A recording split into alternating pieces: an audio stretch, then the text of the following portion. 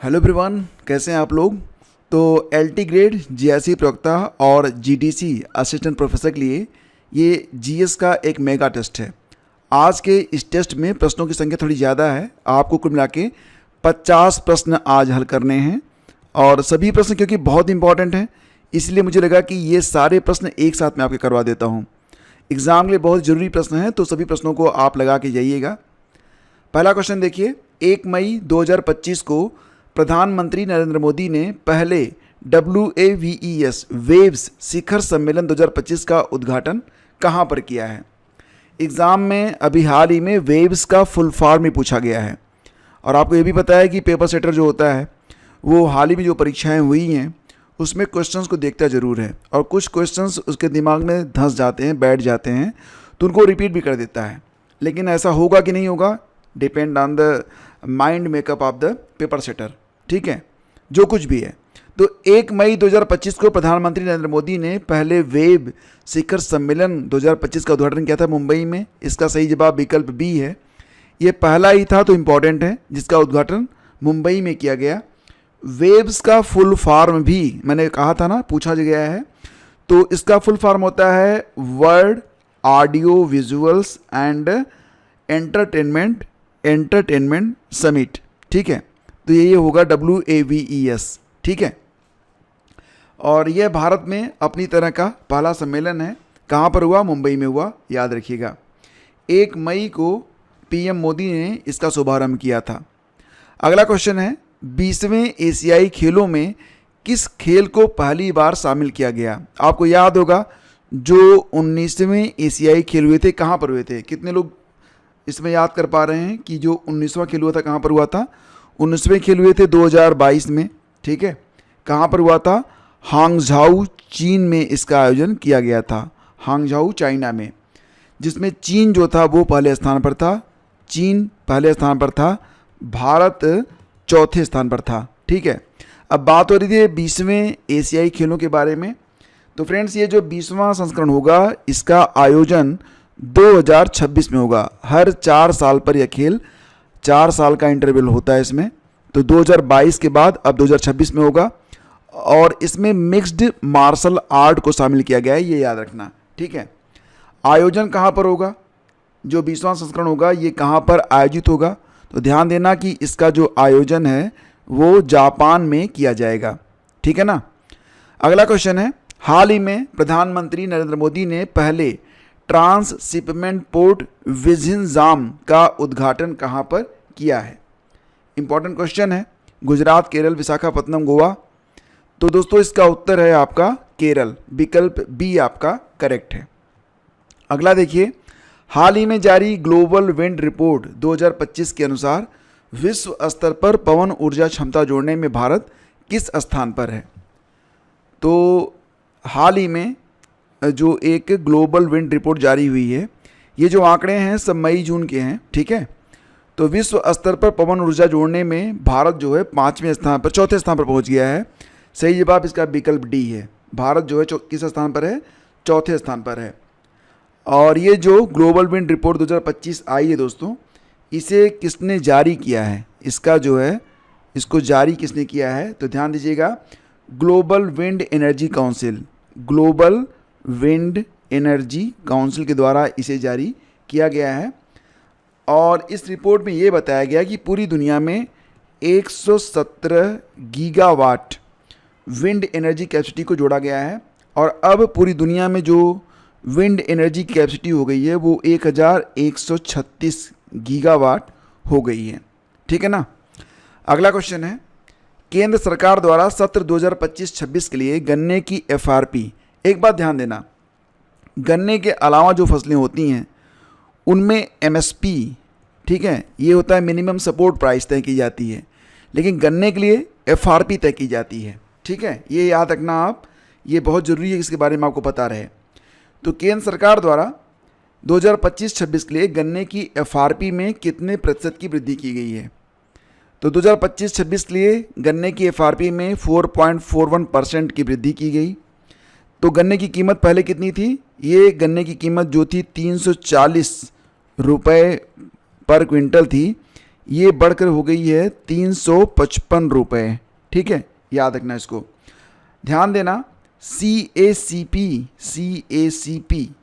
यानी कि commission for agricultural cost and prices, commission for agricultural cost and prices, इसकी स्थापना कब हुई थी? 1965 में, 1965 में किसान कल्याण मंत्रालय के अंतर्गत यह स्थापित किया गया था। और इसके द्वारा फसलों की जो MSP है वो तय की जाती है, मंजूरी तो कैबिनेट देता है। ठीक है, FRP क्या होता है? अब मैंने आपको बताया था गन्ने की FRP होती है, तो मतलब fair and remunerative price, fair and remunerative price इसे कहा जाता है। ठीक है, और आपका जो MSP है यानी कि मिनिमम सपोर्ट प्राइस, इसके अंतर्गत कितनी फसलें रखी गई हैं, ये भी प्रश्न एग्जाम में पूछा जाता है कि MSP के अंतर्गत कितनी फसलें रखी गई हैं। तो ध्यान देना कि कुल 22 फसलें हैं। कौन कौन सी फसलें हैं? तो इसमें जो अन्न के अंतर्गत आती हैं, तो अन्न में आपका आ गया गेहूँ हो गया, धान हो गया, जौ, रागी, मक्का, ज्वार और बाजरा हो गया। इसके अलावा दालों में क्या क्या है? देखो चना हो गया, इसके अलावा अरहर है, मूंग है और उड़द है और मसूर है, उड़द और मसूर आता है। इसके अलावा तिलहन यानी कि जो तेल वाली फसलें हैं, तो तिलहन में क्या क्या आता है? आपका सोयाबीन हो गया, तिल हो गया, सूरजमुखी हो गया, मूंगफली हो गई, रेपसीड कुसुम हो गया और नाइजर हो गया। इसके अलावा कुछ कॉमर्शियल फसलें जैसे कि आपका कोकोनट है जिसको आप खोपरा कहते हैं, इसके अलावा गन्ना है, ठीक है, कपास है, कच्चा जूट है, ये वाणिज्यिक फसलें हैं। तो कुल मिला के 22 फसलें हैं जिसके लिए MSP तय की जाती है, CACP के द्वारा तय की जाती है, मंजूरी कैबिनेट प्रदान करती है। ठीक है ना। चलो अगला क्वेश्चन है कि UNDP human development index, UNDP के द्वारा जारी ह्यूमन डेवलपमेंट इंडेक्स, अब आपको पता ही है ना कि UNDP का मतलब यूनाइटेड नेशन डेवलपमेंट प्रोग्राम के द्वारा जारी किया गया ह्यूमन डेवलपमेंट इंडेक्स मानव विकास सूचकांक में भारत की रैंक क्या है? 2025 का जो मानव विकास सूचकांक आया जारी किया गया था UNDP के द्वारा, इसमें भारत की रैंक क्या है दोस्तों? सही जवाब इसका होगा ऑप्शन सी, यानी कि भारत की रैंक कितनी है? 130 है। भारत का जो स्कोर बताया जा रहा है, हालांकि स्कोर एग्जाम में आएगा नहीं, लेकिन स्कोर है 0.685। ठीक है, और इसके अंतर्गत भारत जो है वो मध्यम मानव विकास श्रेणी में बना हुआ है। और ये जो आपका ह्यूमन डेवलपमेंट इंडेक्स होता है यानी कि HDI, ये तय किया जाता है इस पर कि साक्षरता कितनी है, लिटरेसी रेट, जीवन प्रत्याशा कितनी है और प्रति व्यक्ति आय कितनी है। ठीक है, टॉप सबसे ऊपर है आपका आइसलैंड, आइसलैंड एक देश है जो कि HDI में टॉप पर है। दूसरे स्थान पर आता है नॉर्वे और तीसरे स्थान पर आता है स्विट्ज़रलैंड। ठीक है ना। और इसके बाद बात करें तो UNDP की स्थापना होती है 1965 में।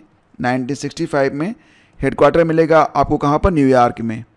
हेड वर्तमान में इसके अचीम स्टेनर हैं, क्या नाम है? ACHIMSTEINER, ये अचीम स्टेनर ही पढ़ेंगे। अगला क्वेश्चन है आपका कि हाल ही में मिस वर्ल्ड 2025 बनी ओपल सुजाता किस देश से हैं? ऐसे प्रश्न ये बन रहे हैं। आपको पता है ना कि भारत में अब तक कितनी बार मिस वर्ल्ड प्रतियोगिता का आयोजन हो चुका है? तो 3 बार हुआ है और ये तीसरी बार, यानी कि 2024 वाला जो हुआ था ये मुंबई में हुआ था और 2025 वाला ये कहाँ पर किया गया था? तेलंगाना में किया गया था, हैदराबाद में। ठीक है, और इस बार ये 2025 वाला जो था ये 72वां संस्करण था, ये भी याद रखना। ओपल सुजाता कहाँ से हैं? तो ये थाईलैंड की हैं। ठीक है, ओपल सुजाता कहाँ की हैं? ये थाईलैंड से हैं, याद रखना। भारत में अब तक 2024-2025 2 बार, इसके पहले हुआ था 1996 में हुआ था, तब बेंगलुरु में हुआ था। तो 3 बार भारत में मिस वर्ल्ड प्रतियोगिता का आयोजन हो चुका है। और इसी दौरान जाने माने जो अभिनेता हैं सोनू सूद भी यहाँ पर, इनको मिस वर्ल्ड ह्यूमैनिटेरियन अवार्ड प्रदान कर दिया गया। तो ये भी एक क्वेश्चन बन सकता है एग्जाम में कि किस अभिनेता को ह्यूमैनिटेरियन अवार्ड प्रदान किया गया था, मिस वर्ल्ड ह्यूमैनिटेरियन अवार्ड, तो ये सोनू सूद हैं। ठीक है, अगला क्वेश्चन आपका है हाल ही में खींचन और मेनार को रामसर स्थल का दर्जा दे दिया गया, वो किस राज्य में स्थित हैं? खींचन और मेनार जो हैं ये रामसर स्थल के रूप में हैं, ये किस राज्य में स्थित हैं? आपको पता है ना वर्तमान में भारत में रामसर स्तरों की संख्या बढ़कर 91 हो गई है। कितनी हो गई? 91 हो गई है। तो ये तो आपको पता ही है। खीचन और मीनार कहाँ पर स्थित हैं दोस्तों? तो ये राजस्थान में स्थित हैं। ठीक है, बस इतना ही यहाँ पर आपको याद रखना है। केंद्रीय पर्यावरण, वन और जलवायु परिवर्तन मंत्री कौन है? भूपेंद्र यादव हैं।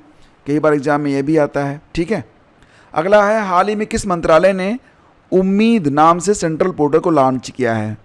उम्मीद जो सेंट्रल पोर्टल है, इसको किसने लॉन्च किया है?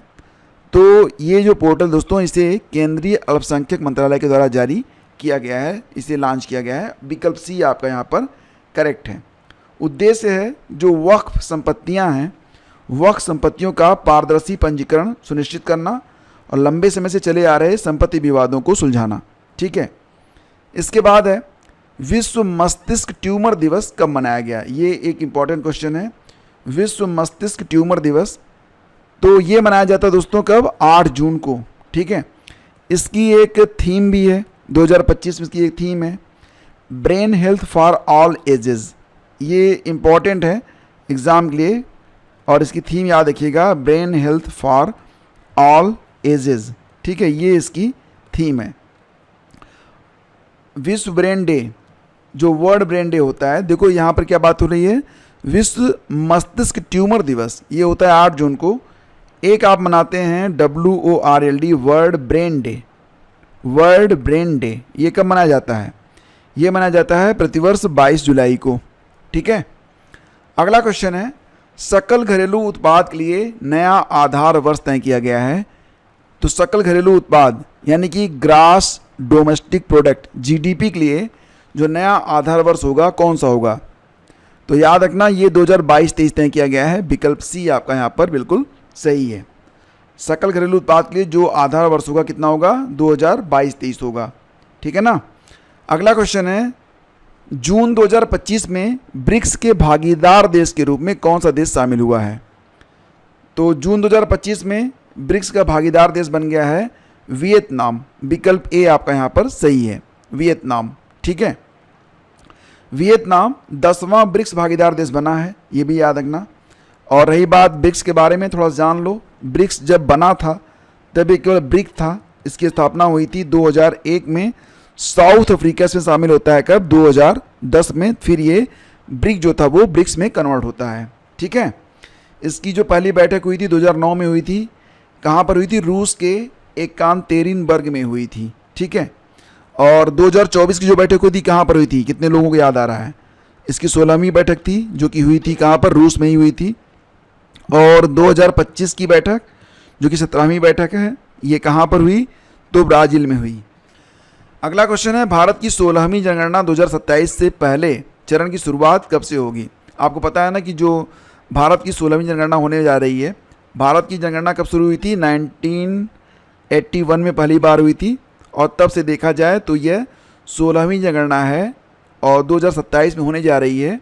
तो यह 2 चरणों में होगी। पहला चरण इसका 1 अक्टूबर 2026 से शुरू होगा। ये याद रखना बहुत इम्पॉर्टेंट है। ठीक है, 2026 से शुरू होगा 1 अक्टूबर के दिन, और आज़ाद भारत की यह 8वीं जनगणना होने वाली है।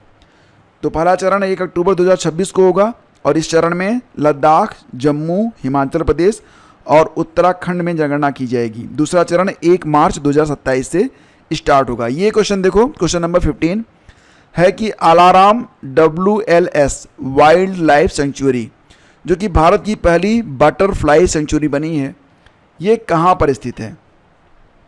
तो सही जवाब इसका होगा केरल। केरल में स्थित है ये Aralam wild life sanctuary. Kerala को अब अरालम बटरफ्लाई सेंचुरी के नाम से जाना जाएगा। यह ऑफिशियली भारत की पहली बटरफ्लाई सेंचुरी बन चुकी है। अगला क्वेश्चन देखिए, UNSDSN United nation sustainable development solution network के द्वारा सतत विकास लक्ष्य सूचकांक 2025 में भारत को कौन सा स्थान मिला है? तो फटाफट इसका आंसर बताइए कि भारत को कौन सा स्थान मिला है। कितने लोगों को इसका उत्तर पता है? तो दोस्तों, भारत की रैंक है 99।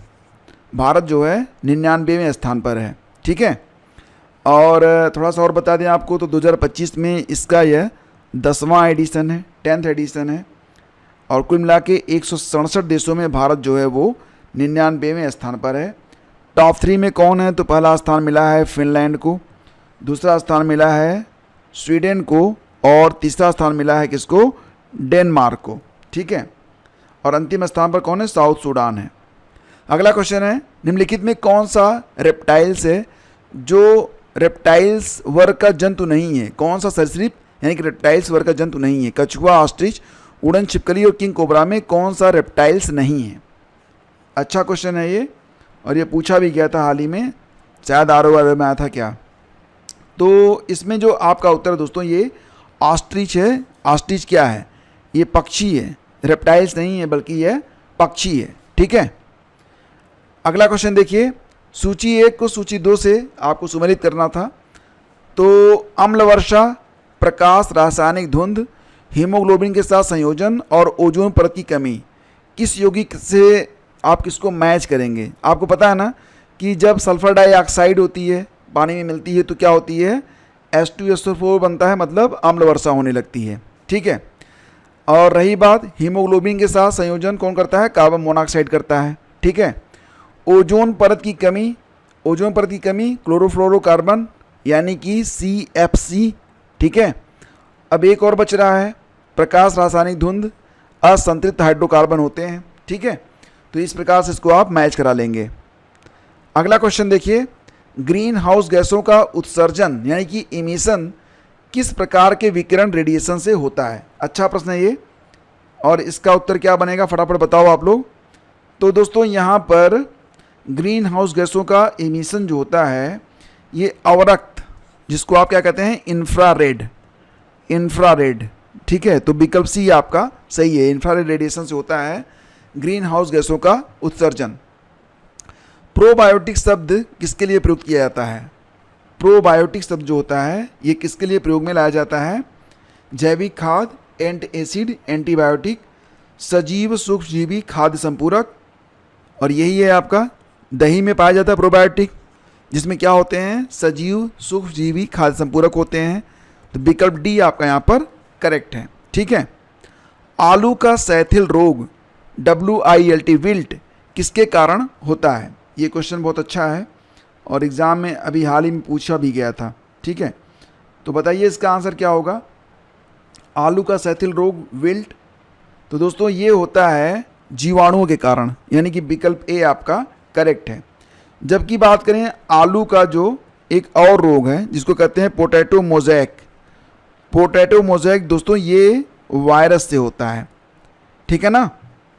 अगला क्वेश्चन है, निम्नलिखित में किस अधिनियम के द्वारा गवर्नर जनरल को अध्यादेश जारी करने की शक्ति प्रदान की गई थी? किस अधिनियम के द्वारा गवर्नर जनरल को अध्यादेश जारी करने की शक्ति प्रदान की गई थी? अब यहाँ पर देखिए आपके चार्टर एक्ट 1813, 1833 या फिर भारत शासन अधिनियम 1858, भारत परिषद अधिनियम 1861। तो इसका उत्तर होगा भारत परिषद अधिनियम 1861 के द्वारा गवर्नर जनरल को अध्यादेश जारी करने की शक्ति प्रदान की गई। देखो ये चीज़ें आपको हमेशा याद नहीं रहेंगी, अगर आप रिवीजन नहीं करेंगे याद नहीं रहेंगी, इसलिए ये PDF आपके लिए मस्ट है। ये PDF आपको पेड ग्रुप में भेजी जाएगी, आप वहाँ पर जाकर इसे पढ़ सकते हैं। जो लोग अभी तक पेड ग्रुप ज्वाइन नहीं किए हैं वो पेड ग्रुप के लिए डिस्क्रिप्शन चेक कर सकते हैं, वहाँ पर आपको ऑप्शन मिल जाएगा। ठीक है, भारत परिषद अधिनियम 1861 अध्यादेश जो होते थे ये आपातकाल में 6 माह तक प्रभावी होते थे। अगला क्वेश्चन है, किसने नीति निर्देशक तत्वों को भावनाओं का अस्थायी कूड़ाघर कहा है? नीति निर्देशक तत्व हैं उनको भावनाओं का अस्थायी कूड़ाघर कह दिया गया, किसके द्वारा कहा गया था? तो इसका जो उत्तर है दोस्तों क्या बनेगा फटाफट बताओ। KT Shah, TT Krishnamachari, KC Wheare या फिर आइवर जेनिंग्स? तो इसका उत्तर क्या होगा बताओ। नीति निर्देशक तत्व यानी कि directive principles of state policy कहाँ से लिए गए हैं? DPSP, ये आयरलैंड से लिए गए हैं और ये संविधान के भाग 4 में मिलेंगे आपको, 36 से अनुच्छेद 36 से लेकर अनुच्छेद 51 के बीच में। ठीक है, इसका उत्तर है बी। TT कृष्णमाचारी ने कहा था कि DPSP क्या है? ये भावनाओं का अस्थायी कूड़ाघर है। ठीक है, हाल ही में 82वें गोल्डन ग्लोब पुरस्कार में सर्वश्रेष्ठ फिल्म का पुरस्कार किसने जीता है? जो 82वें गोल्डन ग्लोब पुरस्कार हुए थे उसमें बेस्ट फिल्म कौन सी चुनी गई थी? सही जवाब बताओ। इसका होगा B, the Brutalist. Option B. Anora तो ऑस्कर अवार्ड जीती थी, ऑस्कर में अनोरा को बेस्ट मूवी चुना गया था और गोल्डन ग्लोब में द ब्रूटलिस्ट को। ठीक है, अब ये जो गोल्डन ग्लोब अवार्ड दोस्तों, ये 82वां जो था, ये संस्करण है 2025 में, ये आप याद रखेंगे। फिल्म और टीवी की उत्कृष्ट उपलब्धियों के लिए ये प्रदान किए जाते हैं। कैलिफोर्निया के बेवर्ली हिल्स में, बेवर्ली हिल्टन में ये दिए जाते हैं। तो यहाँ पर जो बेस्ट फिल्म चुनी गई वो ब्रूटलिस्ट चुनी गई थी। इसके अलावा जो बेस्ट एक्टर चुने गए थे वो एड्रियन ब्रोडी चुने गए थे ये द ब्रूटलिस्ट मूवी के लिए ही। और बेस्ट एक्ट्रेस चुनी गई थी कौन? Fernanda Torres, I am still here movie के लिए। ठीक है, इसके बाद फ्रेंड्स आगे बढ़ते हैं। क्वेश्चन नंबर 25 आ गया आपका। बताइए कि हाइड्रोपोनिक्स क्या होते हैं? ये हाल ही में पूछा गया प्रश्न है। हाइड्रोपोनिक्स क्या होते हैं? फटाफट बताओ इसका आंसर क्या होगा। तो हाइड्रोपोनिक्स यानी कि बिना मिट्टी के पौधे उगाना। हाइड्रो माने पानी, सिर्फ पानी से पौधे उगा देना। तो विकल्प ए आपका यहाँ पर बिल्कुल करेक्ट है। अच्छा, कोई बताएगा कि ओलेरी कल्चर, ओलेरी कल्चर क्या है? ओलेरी कल्चर क्या है? सब्जियों का अध्ययन कहलाता है ओलेरी कल्चर। ठीक है, और ग्राफ्टिंग क्या है? ग्राफ्टिंग का मतलब क्या होता है? कलम लगाना। ठीक है, अगला क्वेश्चन देखते हैं। ये बताइए कि knock knee syndrome, knock knee syndrome के प्रदूषण के किसके प्रदूषण के कारण होता है? ये ROAR 2023 का प्रश्न है। नॉक नी सिंड्रोम किस प्रदूषण के कारण होता है? तो दोस्तों इसका आंसर क्या बनेगा, फटाफट बताओ। ये होता है फ्लोराइड की वजह से। ठीक है, विकल्प सी आपका यहाँ पर सही है। नॉक नीस घुटनों से जुड़ी एक समस्या है जिसमें घुटने अंदर की तरफ मुड़े होते हैं और एक दूसरे को तब स्पर्श करते हैं जब पैर सीधे होते हैं। तो ऑप्शन सी इसका सही जवाब है। रक्त क्या है? रक्त एक प्रकार का क्या है? उपकला ऊतक, तंत्रिका ऊतक, पेशी ऊतक या फिर संयोजी ऊतक? क्या है रक्त? ये बताइए फटाफट। तो रक्त एक संयोजी ऊतक है, ये तो सभी लोग जानते हैं, कलेक्टिव टिश्यूज। विकल्प डी आपका करेक्ट है। ठीक है, अगला क्वेश्चन है, कार की हेडलाइट में उपयोग किए जाने वाले दर्पण का प्रकार क्या होता है? ये उत्तल दर्पण होता है, उत्तल दर्पण होता है, या फिर समतल दर्पण होता है, या फिर अवतल दर्पण होता है, या फिर समतल और उत्तल दर्पण होता है? समतल और उत्तल दर्पण होता है। तो ये किस प्रकार का दर्पण होता है दोस्तों? ये होता है अवतल दर्पण, यानी कि विकल्प सी आपका करेक्ट है। आईची जैव विविधता लक्ष्यों के तहत कितने लक्ष्य निर्धारित किए गए हैं? तो आईची जैव विविधता लक्ष्यों के तहत देखो दोस्तों, इसमें कुल 20 लक्ष्य निर्धारित किए गए हैं। विकल्प डी आपका यहाँ पर करेक्ट है। ठीक है, तो थोड़ा सा आपको बता देता हूँ इसके बारे में। आईची लक्ष्य 18 से 29 अक्टूबर 2010 नगोया जापान के आईची प्रांत में आयोजित दलों के 10वें सम्मेलन में जैव विविधता यानी कि बायोडाइवर्सिटी के अद्यतन रणनीतिक या सामरिक योजना को स्वीकार किया गया। योजना दो प्रकार से बनी थी, एक मध्य या दीर्घावधि थी, दूसरी लघु योजना थी। तो लघु योजना में 20 प्रकार की महत्वाकांक्षी योजनाएं यानी कि लक्ष्यों को यहाँ पर मान्यता मिली थी। तो इसका सही जवाब विकल्प डी होगा। अगला क्वेश्चन है, राष्ट्रीय जैव विविधता प्राधिकरण नेशनल बायोडाइवर्सिटी अथॉरिटी क्या है? बताओ क्या है ये? एक सांविधिक निकाय है, स्वायत्त निकाय है, दोनों है, या फिर इनमें से कोई भी आपका सही नहीं है? तो दोस्तों यहाँ पर बात कर रहे हैं हम लोग नेशनल बायोडाइवर्सिटी अथॉरिटी। तो इसकी स्थापना कब होती है? 2003 में इसकी स्थापना होती है। यह एक सांविधिक निकाय भी है और स्वायत्त निकाय भी है, यानी कि ए और बी आपका दोनों करेक्ट है। निम्न स्तर से उच्च पोषण स्तर तक ऊर्जा के हस्तांतरण यानी कि ट्रांसफ़र ऑफ एनर्जी को क्या कहा जाता है? तो दोस्तों इसे कहते हैं खाद्य श्रृंखला, दैट इज फूड चेन। विकल्प ए आपका सही है। भारतीय संविधान की 8वीं अनुसूची में क्या वर्णित है? जो 8वीं अनुसूची है, अनुसूचियों के बारे में पूरी जानकारी मैंने आपको प्रोवाइड करवाई है। पहली में क्या है, दूसरी में क्या है, तीसरी में क्या है, जो इंपॉर्टेंट है मैंने सब बताया था आपको। अब ये बताइए कि 8वीं अनुसूची में क्या वर्णित किया गया है, बताओ। तो दोस्तों यहाँ पर ये जो परीक्षा आई हुई थी प्रधान शिक्षक परीक्षा BPSC की 2024 वाली, उसमें ये प्रश्न पूछा गया था, वहीं से ये प्रश्न दिया गया है। सही जवाब इसका है डी। 8वीं अनुसूची में क्या है? भाषा है। ठीक है, और आपको ये भी पता है कि 22 भाषाएं हैं जिनको आधिकारिक भाषाओं की संज्ञा प्रदान की गई है। तो ये भी आप याद रखना, इम्पॉर्टेंट है। आपका अगला क्वेश्चन है, भारत का कौन सा बंदरगाह पाल घाट दर्रे द्वारा आंतरिक क्षेत्रों से जुड़ा हुआ है? फटाफट बताओ, इसका आंसर क्या होगा? मार्मुगाओ, नवी बेंगलोर, चेन्नई या फिर कोचीन? सही जवाब है जी हाँ, कोचीन। इसको कोच्चि भी कहते हैं। कोच्चि या कोचीन बंदरगाह यह पालघाट दर्रे से जुड़ा हुआ है। अब बात करें अगर हम लोग पालघाट दर्रे के बारे में, तो केरल के कोच्चि को, केरल जो हो गया आपका इधर केरल हो गया, इसके जब कोच्चि है, कोच्चि को तमिलनाडु के चेन्नई से जोड़ता है। ठीक है, ये याद रखना आप। तो इसका सही जवाब है विकल्प डी, कोचीन। अगला है आपका, हिमालय का प्रथम उत्थान किस प्राचीन युग में हुआ था? हिमालय का प्रथम उत्थान किस प्राचीन युग में हुआ था? मायोसीन, कार्बोनीफेरस, इयोसीन या फिर प्लायोसीन? सही जवाब होगा इसका इयोसीन काल, यानी कि विकल्प सी यहाँ पर आपका करेक्ट है, इयोसीन। ठीक है, इयोसीन काल यह लगभग 56 से 33.9 मिलियन वर्ष पहले तक का समय होता है। बस इयोसीन याद रखना, इससे ज़्यादा नहीं आएगा। हालांकि मैं आपको डिटेल में सारी बातें बता रहा हूँ ताकि आपको कुछ चीज़ें तो याद रह जाएं एग्ज़ाम तक। रिवीजन ज़रूर कर लेना पीडीएफ से, ठीक है, पीडीएफ आपको मिल जाएगी, और जो लोग पेड ग्रुप ज्वाइन किए हैं उनको तो ज़रूर मिल जाएगी। ठीक है, कालक्रम की दृष्टि से निम्नलिखित घटनाओं में कौन सी अंतिम है? ये प्रश्न बड़ा ज़बरदस्त है। कालक्रम की दृष्टि से कौन सी घटना अंतिम है, मतलब सबसे अंत में कौन सी घटना हुई? अब ऐसे प्रश्न आजकल ना खूब पूछे जाते हैं। गांधी इरविन समझौता ये कब हुआ था? डेट वाइज आपको याद रखना पड़ेगा। गांधी इरविन समझौता हुआ था 5 मार्च 1931, 5 मार्च 1931 को होता है। खिलाफत आंदोलन ये 1919 में स्टार्ट हुआ था, चला था कब? 1924 तक चला था। भगत सिंह जी को फांसी कब मिली थी? 23 मार्च, ये तो याद ही होगा। वर्ष था 1931 का, यानी कि गांधी इरविन समझौता के बाद हुआ था भगत सिंह को फांसी हुई। होम रूल आंदोलन ये शुरू हुआ था कब? 1916 में। तो अंतिम घटना पूछ रहे हैं।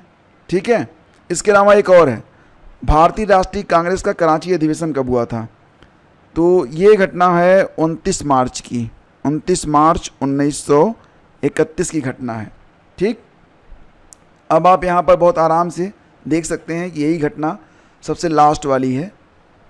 भारतीय राष्ट्रीय कांग्रेस का जो कराची अधिवेशन हुआ था ये 29 मार्च 1931 को हुआ था, ये सबसे लास्ट में हुआ। ठीक है, अगला क्वेश्चन है, 1932 में पूना पैक्ट के बाद हरिजन सेवक संघ की स्थापना हुई, इसके अध्यक्ष कौन बने थे? हरिजन सेवक संघ जो बना, इसके अध्यक्ष बनाए गए महात्मा गांधी बने थे क्या? नहीं। इसका सही जवाब क्या होगा? देखो, अमृतलाल ठक्कर भी नहीं बने थे, लाला लाजपत राय भी नहीं बने थे, तो कौन बना था भाई? BR अम्बेडकर भी नहीं बने थे, घनश्याम दास बिरला। ये आपका बिल्कुल करेक्ट आंसर है। ठीक है ना। अगला क्वेश्चन है, मानव तंत्र में पाचक एंजाइम किसके द्वारा निर्मित नहीं होता है? मानव तंत्र में जो पाचक एंजाइम है, अग्नाशय आपका पहला विकल्प हो गया, पेट, लीवर, लार ग्रंथि, तो किसके द्वारा निर्मित नहीं होता है? तो सही जवाब है लीवर के द्वारा, विकल्प सी। लीवर या यकृत का काम क्या होता है? लीवर से क्या बनता है? बाइल्स, यानी कि जो पित्त होता है, पित्त रस, इसमें कोई पाचक एंजाइम नहीं होता है। निम्नलिखित में कौन सा पौधों में मौजूद होता है लेकिन जानवरों में नहीं मौजूद होता? बताओ, फैट, स्टार्च, सेल्यूलोज या फिर प्रोटीन में जानवरों में क्या मिलता है और पौधों में तो मिलता है लेकिन जानवरों में नहीं मिलता है? तो बताओ इसका आंसर क्या होगा? ये है आपका स्टार्च। ठीक है, स्टार्च पौधों में होता है, जानवरों में नहीं होता है। भारत के प्रमुख कोयला निक्षेप किस क्रम सिस्टम में पाए जाते हैं? विंधन क्रम, क्रिटेशियस क्रम, धारवाड़ क्रम या फिर गोंडवाना क्रम? तो बताओ इसका आंसर क्या होगा? इसका आंसर क्या होगा बताओ? गोंडवाना क्रम किसने सोचा था? उसका जवाब बिल्कुल सही है, गोंडवाना क्रम बिल्कुल सही है। भारत में लगभग 98% जो कोयला निक्षेप और कुल कोयला उत्पादन का 99% ये गोंडवाना क्षेत्र से ही मिलता है। तो विकल्प डी सही है, मतलब 98% कोयला निक्षेप और कुल कोयला उत्पादन का जो 99% है वो गोंडवाना क्रम में ही मिलता है। तो विकल्प डी आपका यहाँ पर करेक्ट है। अगला है, निम्नलिखित में कौन सा ठोस है? क्लोरोफार्म, आयोडोफार्म, इथाइल अल्कोहल और ईथर में कौन सा ठोस है? ठोस ये है आयोडोफार्म, ये आपको ठोस मिलेगा। ठीक है। निम्नलिखित प्रकार के किस विद्युत चुम्बकीय विकिरण में सबसे लंबे तरंग दैर्ध्य होते हैं? सबसे लंबे तरंग दैर्ध्य वाला जो विद्युत चुम्बकीय विकिरण है उसके बारे में प्रश्न है। तो ये दोस्तों होता है आपका रेडियो वेव्स, विकल्प सी आपका करेक्ट है। याद रहे आपको कि गामा किरणों की खोज किसने की थी? गामा रेज को खोजा गया था बेकुरल के द्वारा। ठीक है। और पराबैंगनी किरणों की खोज रिटर के द्वारा की गई थी, रिटर ने खोज की थी पराबैंगनी किरणों की। जो इंफ्रारेड किरणें हैं इनकी खोज हर्सेल के द्वारा की गई थी। क्या नाम था? हर्सेल। ठीक है। और रेडियो वेव्स तो हेनरिक हर्ट्ज और मार्कोनी के द्वारा, हेनरिक हर्ट्ज और मार्कोनी। ठीक है। अगला क्वेश्चन है, कौन सा एक नाइट्रोजन उर्वरक नहीं है? कौन सा एक नाइट्रोजन उर्वरक नहीं है? Ammonium sulphate, calcium cyanamide, super phosphate of lime, urea. तो कौन सा है जिसमें जो नाइट्रोजन उर्वरक नहीं है, ये आपको बताना है। और इसका सही आंसर जी हाँ दोस्तों विकल्प सी है, super phosphate of lime. Super phosphate of lime का जो रासायनिक सूत्र है क्या होता है? देखो इसमें कैल्शियम मिल गया आपको, इसके अलावा क्या मिलेगा आपको? हाइड्रोजन PO4 मिल रहा है, लेकिन इसमें नाइट्रोजन नहीं है। नाइट्रोजन है? नहीं है। तो सही जवाब विकल्प सी है। नमक को बर्फ़ के साथ मिलाने पर हिमांक यानी कि फ्रीजिंग पॉइंट में क्या बदलाव होता है? ये नीचे जाता है, ये ऊपर जाता है, या कोई प्रभाव नहीं पड़ता? Is first lowered and then raised, क्या होता है? तो ये नीचे चला जाता है। विकल्प ए आपका यहाँ पर सही है। अगला है, calamine is an ore of. Calamine किसका अयस्क है? टिन, मैग्नीशियम, जिंक या फिर कॉपर, किसका अयस्क है कैलामाइन? ये बताना है आपको। सही जवाब है जिंक, यानी कि विकल्प सी आपका करेक्ट है। टिन का अयस्क, टिन का जो अयस्क है दोस्तों ये क्या होता है? कैसीटेराइट। टिन का अयस्क क्या होता है? कैसीटेराइट। ठीक है। याद रखना ये सब चीज़ें जो मैं आपको बता रहा हूँ बहुत इंपॉर्टेंट है। मैग्नीशियम का जो अयस्क है क्या क्या होता है? एक तो आपका हो जाएगा मैग्नेसाइट, दूसरा क्या हो जाएगा? डोलामाइट। डोलामाइट जो है ये भी मैग्नीशियम का ही अयस्क है। इसका एक और अयस्क होता है कार्नेलाइट। ठीक है। एक और होता है एप्सम, एक और होता है इसका साल्ट। ठीक है। एक और होता है इसका कीजेराइट। सब बता देता हूँ आपको। और कॉपर का क्यूप्राइट, एजुराइट, कैल्कोपायराइट और मैलाकाइट। और जिंक का जिंक ब्लैंड, कैलामाइन और जिंकाइट। ठीक है। अगला क्वेश्चन है कि वन अनुसंधान संस्थान का मुख्यालय कहाँ पर स्थित है? ये प्रश्न देखो मैंने आप लोगों को कहा था कि ऐसे प्रश्न आते हैं। इसका मुख्यालय कहाँ पर है? तो ये देहरादून में स्थित है। वन अनुसंधान संस्थान ही वह संस्थान है जो Indian state of forest report को जारी करता है। ठीक है। याद है ना आपको? मैंने कल ही पढ़ाया था आपको जो 18वीं ISFR रिपोर्ट आई है, तो वहीं से कुछ प्रश्न यहाँ पर हैं। जैसे कि 18वां जो Indian state of forest report 2023 के अनुसार भारत में कुल वनावरण और वृक्षावरण कितने प्रतिशत है? ये सबसे पहले मैंने आपको बताया था, जब मैंने आपको पढ़ाया था तो सबसे ऊपर ही पढ़ाया था। भारत में कुल वनावरण और वृक्षावरण कितने प्रतिशत है? तो ये कितना है? 25.17% है। ये मैंने आपको बताया था। नेक्स्ट है आपका कि ISFR 2023 के अनुसार वन और वृक्षावरण में सबसे अधिक वृद्धि वाला राज्य कौन सा है? वन और वृक्षावरण में सबसे अधिक वृद्धि, देखो क्षेत्रफल में सबसे अधिक वन और वृक्ष तो मध्य प्रदेश में है, लेकिन वृद्धि की बात हो रही है। यानी कि 2021 की जो 17वीं रिपोर्ट थी और अब जो 18वीं रिपोर्ट आई है 2023 में, उसमें वृद्धि की बात हो रही है। तो इसमें छत्तीसगढ़ टॉप पर है, दूसरे स्थान पर उत्तर प्रदेश है, तीसरे स्थान पर ओडिशा है। ये तीनों क्रम से हैं। ठीक है। वृद्धि के मामले में ये तीनों क्रम से हैं, तो ये भी आप याद रखना। Indian state of forest report 2023 के अनुसार सर्वाधिक बांस क्षेत्र मध्य प्रदेश, अरुणाचल प्रदेश, राजस्थान या फिर गुजरात, कौन सा यहाँ पर है? तो सर्वाधिक बांस क्षेत्र मध्य प्रदेश में है। दूसरे स्थान पर आता है आपका अरुणाचल प्रदेश, याद रखना इसको भी। अगला है 2023 की रिपोर्ट के अनुसार, यानी कि बात यहाँ पर हो रही है Indian state of forest report 2023 की रिपोर्ट के अनुसार उत्तर प्रदेश के किस जिले में सर्वाधिक वनावरण में वृद्धि दर्ज की गई है? तो टॉप पर झांसी है दोस्तों, दूसरे स्थान पर अमरोहा है, तीसरे स्थान पर इटावा है। ठीक है, ये टॉप 3 डिस्ट्रिक्ट हैं जहां पर सर्वाधिक वनावरण में वृद्धि दर्ज की गई है। और ये आपका देखिए लास्ट क्वेश्चन है निम्नलिखित में, अब ये देखो लखीमपुर आ गया ना, यहाँ पर सर्वाधिक कमी हुई है, सर्वाधिक कमी दर्ज की गई है यहाँ पर। ठीक है, ये ज़रूर याद रखना, इंपॉर्टेंट है ये। और निम्नलिखित में कौन सी गैस हवा से हल्की है? हाइड्रोजन क्लोराइड यानी कि बात हो रही यहाँ पर HCl, sulphur dioxide SO2, helium और नाइट्रोजन में, हीलियम और नाइट्रोजन में बस एकमात्र गैस हीलियम है जो कि हवा से भी हल्की है। ठीक है, तो उम्मीद करता हूँ कि आपको ये टेस्ट काफ़ी अच्छा लगा होगा और इसका जो डिटेल्ड PDF है वो पेड ग्रुप में भेज दिया जाएगा और इसका जो आंसर PDF है ये आप जो हमारा स्टडी विद ज्ञान प्रकाश ग्रुप है वहाँ से जाकर डाउनलोड कर सकते हैं।